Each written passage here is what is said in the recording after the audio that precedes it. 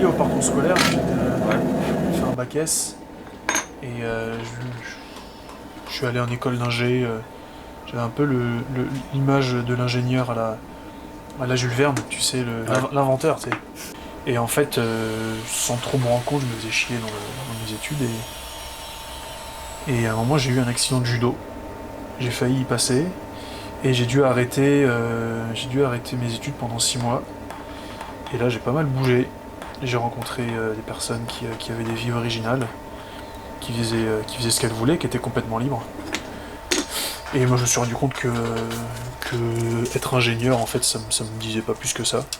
Du coup je me suis même posé plein de questions sur la vie, sur ce que je voulais faire.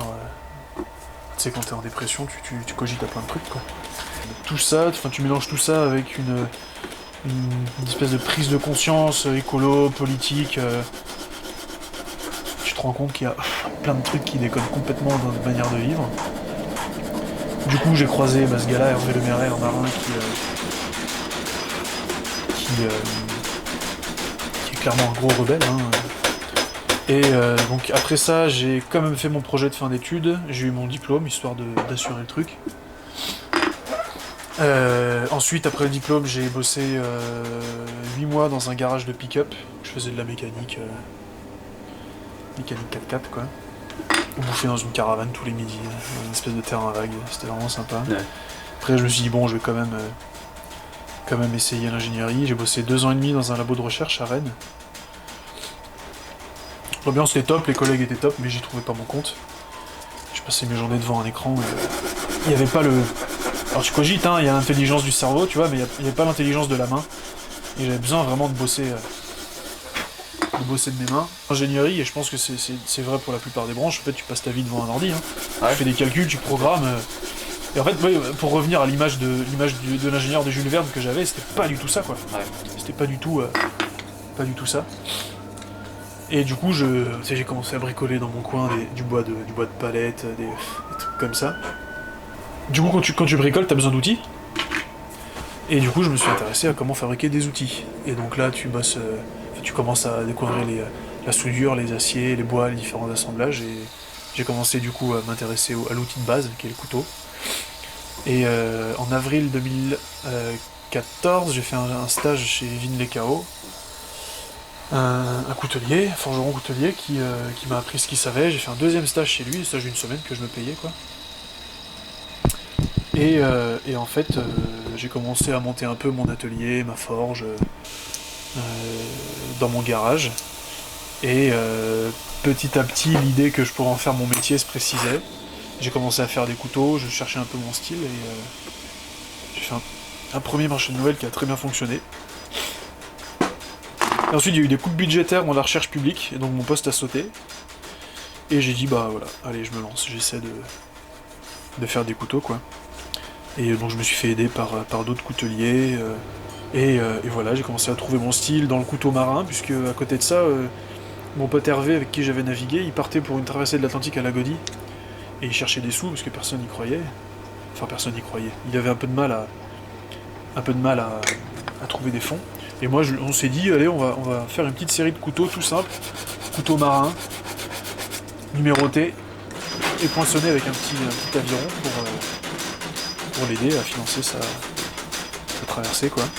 Et en fait, via cette idée qui partait de rien à la base, je me suis mis à faire des couteaux dans le style marin, avec des points de chipfoot qui tombent, et voilà, et peu à peu, j'ai affiné mon style, j'ai commencé à faire des salons, et j'y trouve mon compte, quoi. Pas de réveil, pas de patron.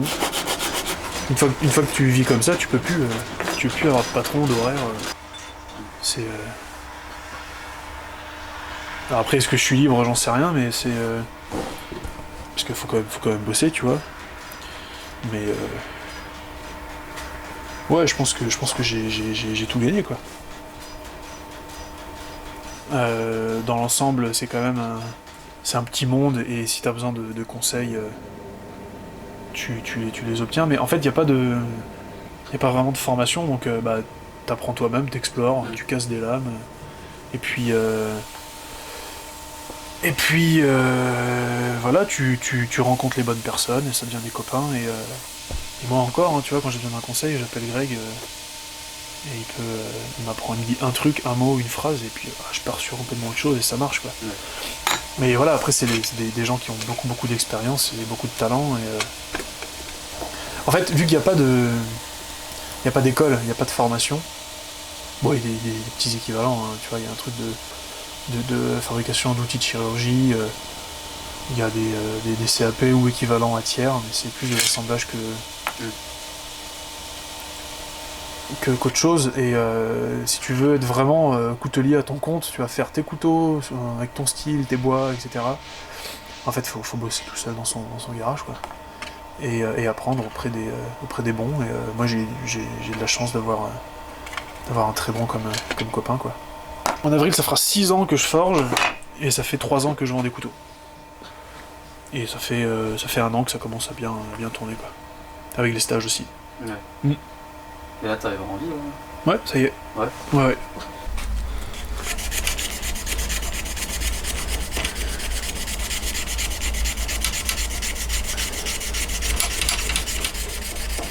Ce qui me manquait beaucoup quand j'étais ingénieur, c'était les sensations dans les mains, quoi. Ouais. En fait, à force d'avoir la tête devant un écran, d'imaginer plein de choses, tu te dépersonnalises complètement, t'es plus en toi-même, tu vois. Tu ressens plus, tu vois plus, t'es devant ton écran, là, t'es tout mal. Quand t'as un collègue qui vient de parler ou proposer un café ou un truc, oh, t'es comme réveillé à chaque fois, putain, je suis dans le monde réel. C'est horrible. Au bout d'un moment, tu pètes un câble, quoi.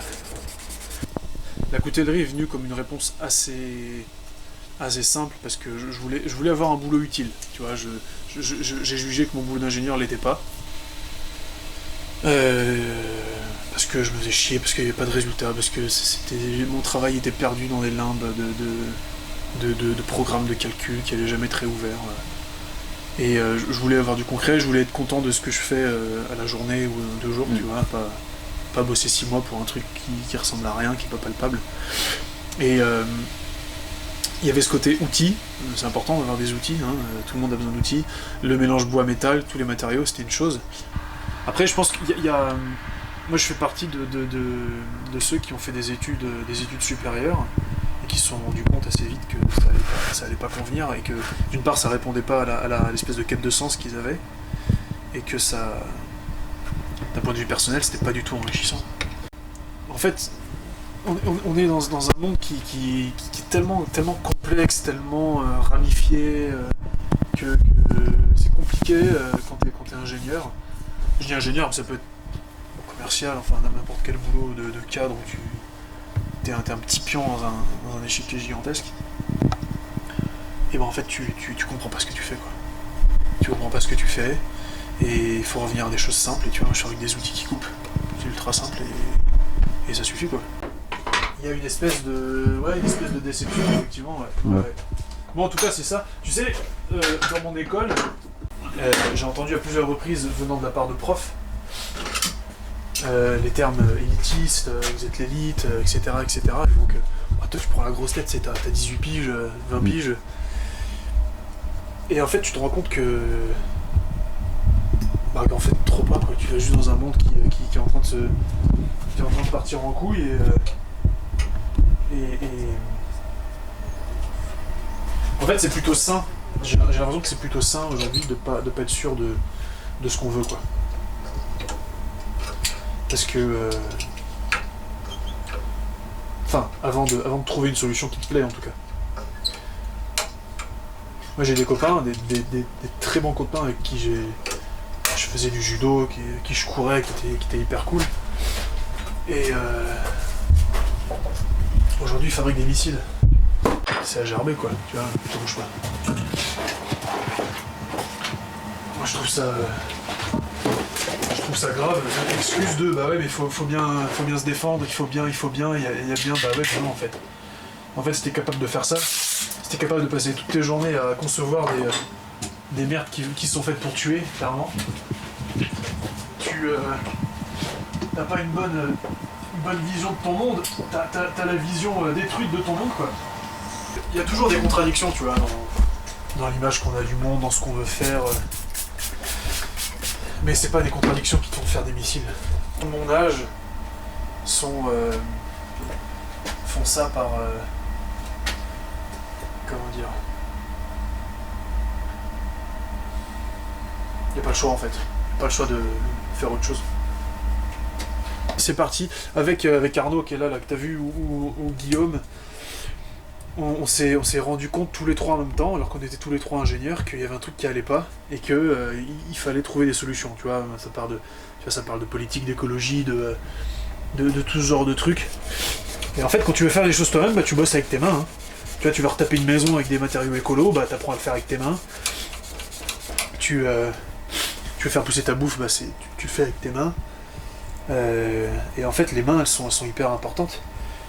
Et on a eu tendance à l'oublier. C'est pour ça que tous les boulots manuels, jusqu'à il y a peu, en tout cas, étaient vraiment dévalorisés, quoi. Tu vois, le gars qui était mauvais à l'école, on l'envoyait chez les maçons, ou c'était mal vu, en fait, de bosser avec ses mains. Alors qu'il y a une vraie intelligence dans la main, il y a une vraie mémoire. Tu sais, une fois que t'as appris à faire du vélo, t'arrêtes d'en faire pendant 2 ans, tu remontes dessus en 50 secondes, t'as repris tes marques, tu vois.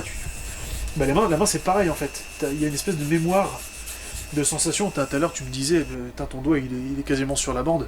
Mais en fait c'est ça, tu vois, quand j'ai les doigts sur le backstand, tu sais exactement où t'es, tu t'améliores ta proprioception, et c'est le kiff quoi. Ouais. T'as plein de sensations, c'est génial.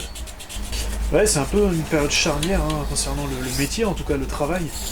Et puis le travail en lui-même, et puis le fait que qu'il y ait quasiment tout le monde qui ait que 5 semaines de vacances par an, quoi. Ouais. Enfin, c'est quoi l'intérêt ? Ça, c'est hors de question. Et puis, c'est toute ta vie.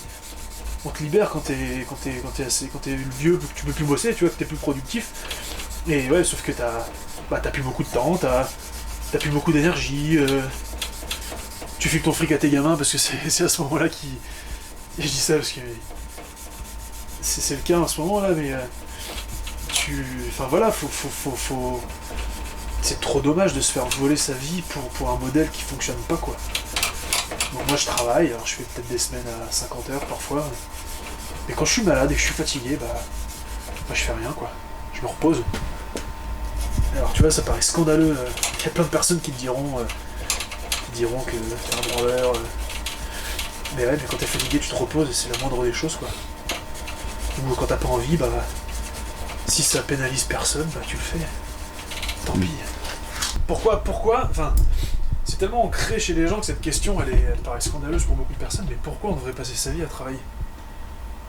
Est-ce que c'est toujours comme ça que l'humain a fonctionné, tu vois ?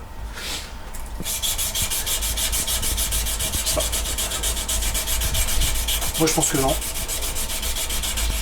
Tu vois, moi j'ai bossé, j'ai fait un peu de boulot, entre autres pour payer une partie de ma traversée de Méditerranée avec Hervé. Là, j'ai bossé dans une usine et c'était hallucinant, enfin, des trucs complètement débiles, genre c'était un truc de logistique. J'ai bossé 1 mois là-dedans, après j'en pouvais plus. Tu prenais des bouteilles de vodka, tu vois, ouais. Des cartons de 6 et c'était juste avant Noël, donc il fallait mettre des petits manteaux de Père Noël autour de la bouteille de vodka. Un manteau de Père Noël fabriqué en Chine par des gamins, peut-être, enfin des merdes, quoi, tu vois. Et donc, en fait, le taf, c'était t'avais une palette de cartons de bouteilles de vodka, tu prenais le carton, tu le posais. Il y en avait un autre qui ouvrait le carton, un autre qui sortait les bouteilles une par une, tu mettais un petit manteau, tu remettais dans un carton, tu remettais une autre étiquette, et tu réutilisais plein de plastique pour refaire une palette, quoi. Et le truc, c'est qu'après Noël, si c'était pas vendu, il fallait faire l'inverse, il fallait retirer les manteaux, tu vois. Et moi, j'étais là, et je demandais aux gens, je dis, mais tu t'aimes bien ce que tu fais, comment ça se passe, quoi. Et la réponse était, mais c'est le taf, c'est comme ça. Et en fait, ouais, putain, c'est le taf, c'est la raison de tout, tu vois. C'est pour le taf, ah d'accord, vas-y. Fais-toi baiser toute ta vie pour le travail. Non, à partir du moment où tu commences à percuter ça, c'est une claque qui te prend 2-3 ans de ta vie, tu fais ah putain, mais on se fait baiser la gueule d'un bout à l'autre, et du coup tu essaies de faire autre chose, et ça passe par être indépendant et trouver un boulot qui a du sens et qui te permet de vivre sans t'emmerder avec les autres, et tu fais les choses bien, quoi.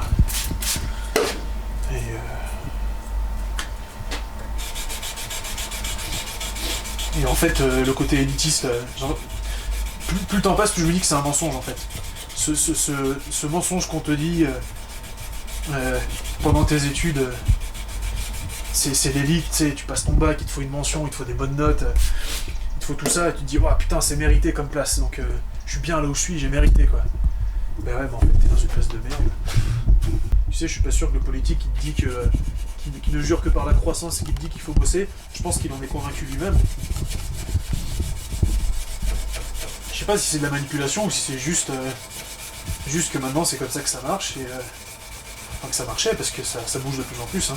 Tu sais, il y a un truc de bouddhiste là, ils disent le bonheur est dans la voie, dans le sens où c'est pas forcément un but en soi, t'es pas forcément heureux une fois que t'as atteint quelque chose, tu l'es dans la voie dans le sens la route, tu vois, le chemin. Ouais. Et je trouve ça carrément cohérent en fait de pas se dire ah putain il y a quelque chose à faire, absolument un truc à trouver pour être heureux, et en attendant je le suis pas. C'est un peu con parce qu'une fois que tu auras trouvé un truc, peut-être que ça te conviendra un an ou deux, et puis après ça ira plus quoi. Ouais. Donc en fait il faut juste trouver une bonne manière de marcher et pas forcément une destination quoi. Mais il y a de plus en plus de monde qui emmerde l'autorité et qui se rendent compte qu'on a fait fausse route quoi. Je sais pas si t'as lu le discours de la servitude volontaire, mais en fait il explique que depuis tout temps en fait le citoyen, l'humain, il est esclave et qu'en plus il est volontaire pour l'être, tu vois. Il se bat pas. Il écoute, il dit ah d'accord, bah ouais, je écoute l'État puisque c'est lui qui m'aide, qui gère les infrastructures, qui fait tout pour moi, donc il faut bien l'écouter quoi. Et il y a plein de... Il y a des super tirades, hein, où il dit... il explique, je vais pas le reciter exactement, mais il explique que en fait on fait la guerre, mais c'est toi qui fais la guerre, c'est pas le politique, tu vois, c'est toi qui pars à la guerre, c'est toi qui vas tuer. Et en face c'est des gens comme toi qui vont tuer aussi. C'est absurde, mais on le fait. Pourquoi ?